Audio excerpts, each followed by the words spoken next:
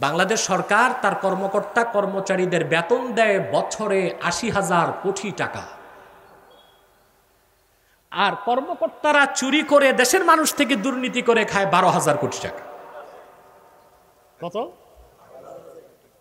এরা স্বভাব চোর। আহকাম চাই। আমাদের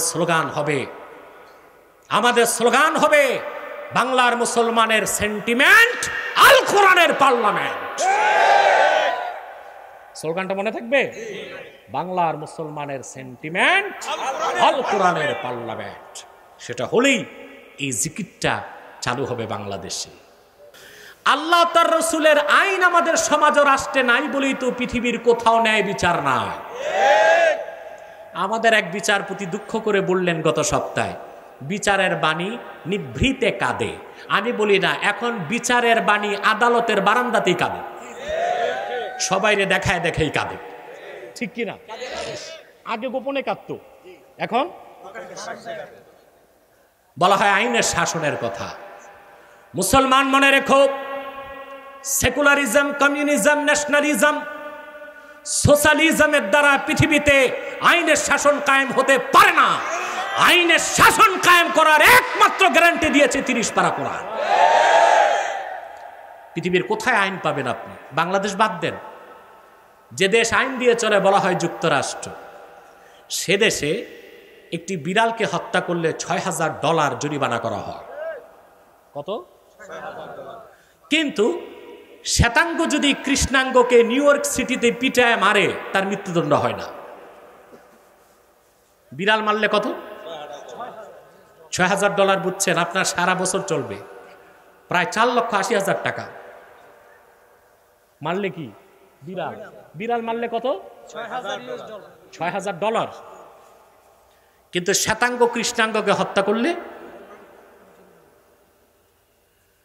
অবাক করা বিষয় মুসলমান, যেই দেশে বিড়াল হত্যা করলে $6,000 জরিমানা করা হয়, সেই দেশের অবৈধ শাসকরাই জাতিসংঘের অনুমোদন নিয়ে উপসাগরীয় যুদ্ধে বাগদাদে, ইরাকে 22 লক্ষ মুসলমানকে হত্যা করেছে, লিবিয়াতে লক্ষ লক্ষ মানুষকে হত্যা করেছে, সিরিয়াতে হত্যা করেছে, আফগানে হত্যা করেছে।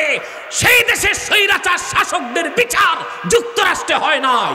এইরকম আইনের শাসনের উপর পেশাব করে দেওয়া দরকার।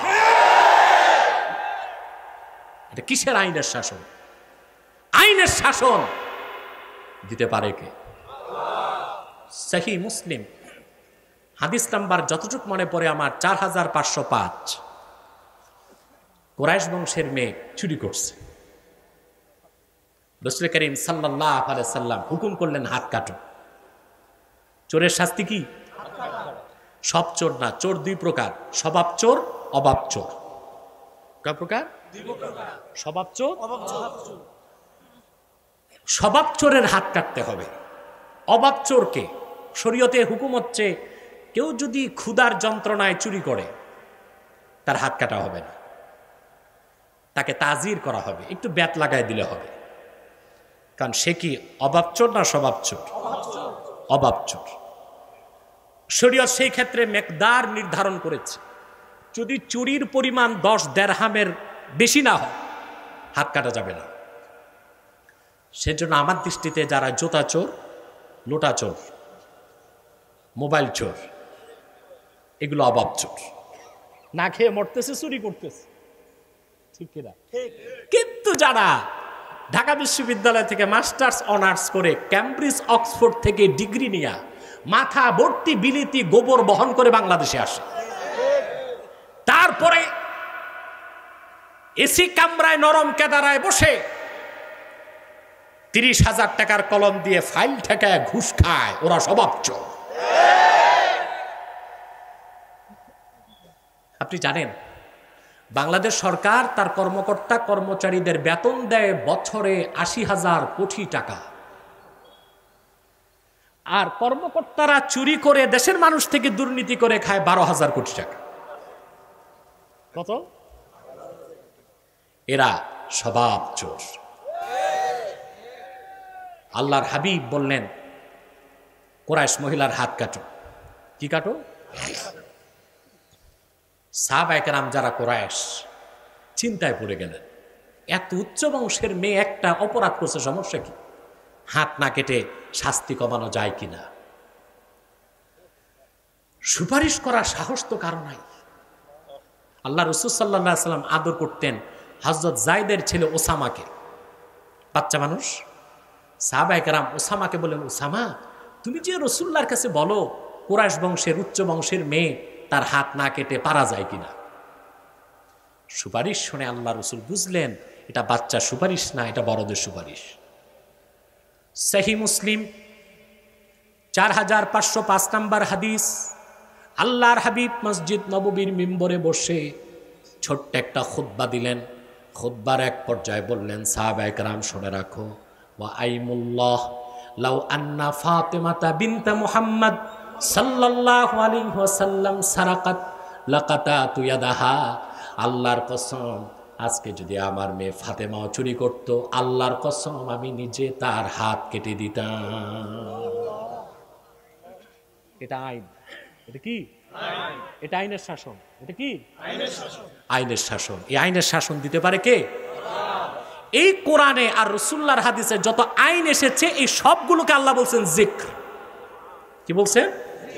সূরা আনফাল 2 নম্বর আয়াতে সেই জিকিরের কথা আল্লাহ বলেছেন, ইযা যুকিরাল্লাহু ওয়াজিলাত কুলুবুহুম।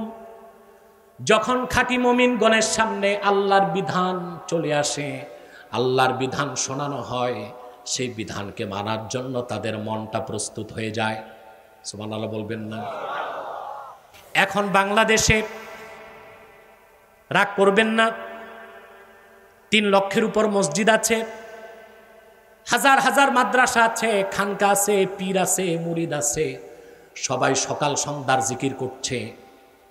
কিন্তু যে জিকিরকে আল্লাহ ফরজ করে দিয়েছেন জমিনে কায়েম করা, সেই জিকিরের খবর খুব কম। ঠিক কিনা বলেন? সেই জিকির কোনটা? আহকামে শারঈয়্যাহ। আহকামে আমরা শরঈ আহকাম চাই। আমাদের স্লোগান হবে বাংলার মুসলমানের সেন্টিমেন্ট আল কোরআনের পার্লামেন্ট। স্লোগানটা মনে থাকবে? বাংলার মুসলমানের সেন্টিমেন্ট আল কোরআনের পার্লামেন্ট।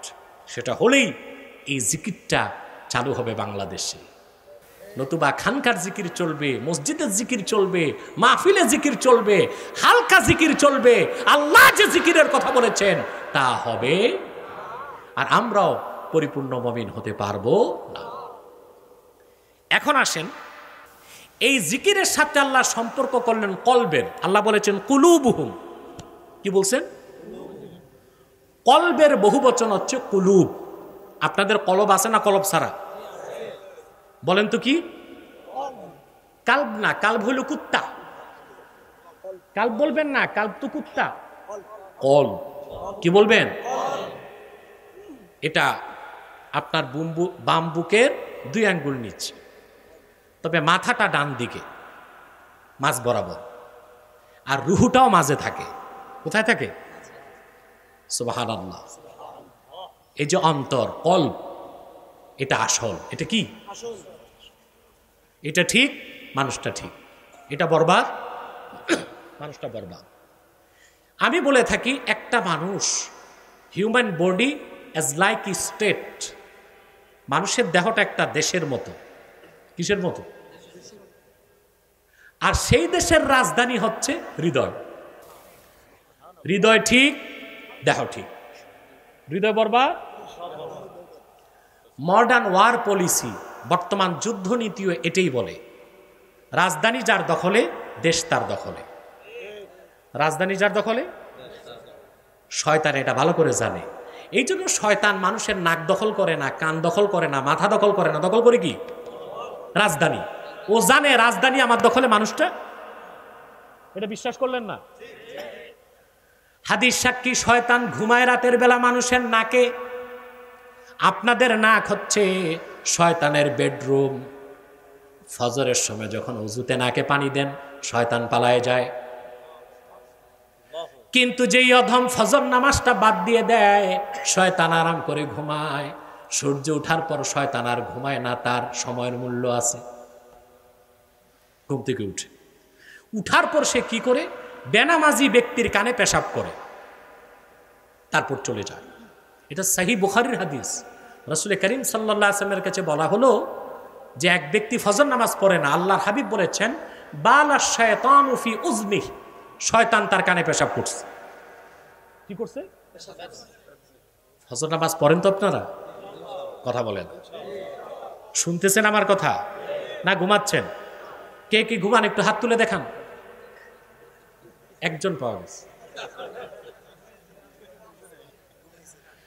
শয়তান ঘুমায় মানুষের নাকে, কিন্তু সে দখল করে মানুষের অন্তর। হাদিসে এসেছে, আল্লাহর হাবিব বলেছেন আশ-শায়তানু জাসিমুন আলা কলবি বানি আদম, শয়তান শক্তভাবে আসন গেড়ে বসে যায় মানুষের অন্তরে। ইদা যাকারা ফাখানাসা ওয়া ইদা গাফালা ফাওয়াসওয়াসা, মানুষ যখন আল্লাহর জিকির করে শয়তান পালায় যায়, যখন সে আল্লাহর জিকির থেকে দূরে যায় তখন শয়তান তার অন্তরে আসন গেড়ে বসে যায়। সেটা শুধু মৌখিক জিকির নয়, সেটা হচ্ছে 30 পারা কোরআনকে যখন মানুষ তার অন্তরে ধারণ করে, শয়তান আর সেই আলোকিত নূরময় অন্তরে ঢুকতে পারে না। কথা বুঝতেছেন? ইদা যুকিরাল্লাহু ওয়াজিলাত কুলুবুহুম, জিকিরের ব্যাখ্যা তো দিলাম, এবার কলবের ব্যাখ্যা দিচ্ছি একটু। আল্লাহ শর্ত দিচ্ছেন, প্রকৃত মুমিনদের সামনে যখন আল্লাহর বিধানকে তুলে ধরা হয়, আল্লাহর ভয়তে তাদের অন্তর প্রস্তুত হয়ে যায়। বলেন সুবহানাল্লাহ। এই কলব হচ্ছে 4 প্রকার। কয় প্রকার? কথা না বুঝলে আমি মুনাজাত করে দিই। কলব কয় প্রকার? একটু পর আমি প্রশ্ন করব, আপনি কোন কলবের অধিকারী? প্রথম কলব হচ্ছে কলবুন আজরাত।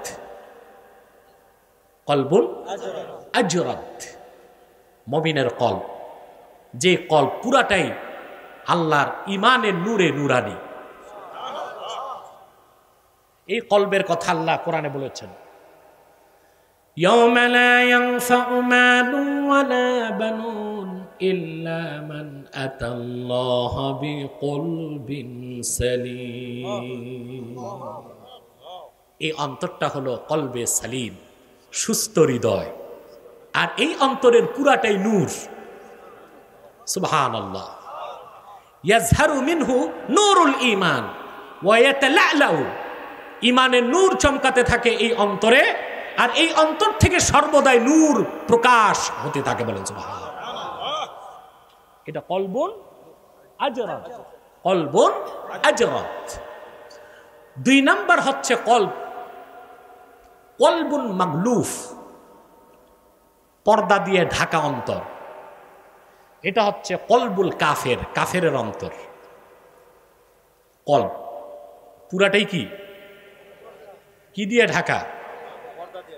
এই কলবের কথা আল্লাহ কোরআনে বলেছেন, ওয়ালাকাদ যারানা লিজাহান্নামা কাসীরাম মিনাল জিন্নি ওয়াল ইনসি লাহুম কুলুবুন লা ইয়াফকাহুনা বিহা ওয়া লাহুম আ'য়ুনুন লা ইউবসিরুনা বিহা ওয়া লাহুম আযানুন লা ইয়াসমাউনা বিহা উলাইকা কাল আনআমি বাল হুম আদাল